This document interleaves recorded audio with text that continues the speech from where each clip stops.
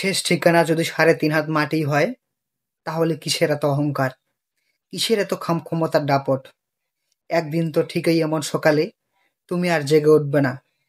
সকাল 8টায় তোমার নিঃশ্বাস থেমে যাবে চুপচাপ, সবাই হতভম্ব।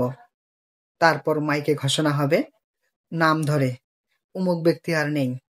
ইন্না নিল্লাহি ওয়া ইন্না ইলাইহি রাজিউন। 9টা বাজে, তোমার প্রিয় মানুষগুলো কান্নায় ভেঙে জর্জরিত।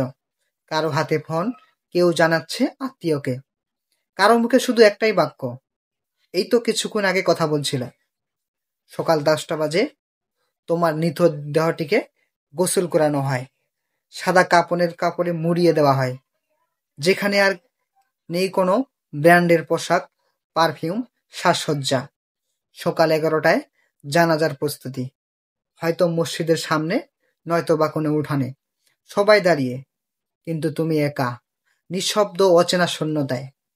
দুপুর 12টায় 4জন লোক কাঁধে তুলে নেয়। তোমার গন্তব্য এবার শুধু একটাই, 3.5 হাত মাটি। একটাই মাটি চাপা পড়ে তোমার মুখে, বন্ধ হয়ে যায় আলো, থেমে যায় সব পরিচয়। এবার তুমি একা, কবর অন্ধকারে। পেছনে কেউ হয়তো কাঁদে, আবার কেউ হয়তো ফিরে যায় নিজের গন্তব্যে। জীবন চলে, তুমি থাকো কেবল স্মৃতির একটা নাম নাম হয়ে। শেষ কথা, তোমার টাকা, তোমার গাড়ি, ক্ষমতা, সবই থেকে যাবে এই দুনিয়ায়। শুধু সে সাথে থাকবে তোমার আমল। তাই অহংকার নয়, নরম হও। ক্ষমতার দাপট নয়, আল্লাহকে ভয় করো। কারণ 3.5 হাত মাটির নিচে সবাই সমান।